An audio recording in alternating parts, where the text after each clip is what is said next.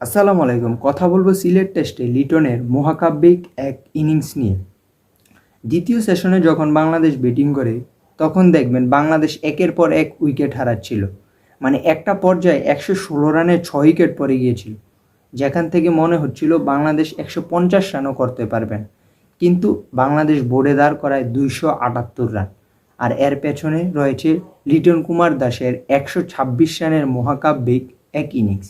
এই ইনিংসে লিটন তাইজুলের সাথে ৬০ রান এবং শরীফুলের সাথে ৬৪ রানের একটা দুর্দান্ত পার্টনারশিপ করেন।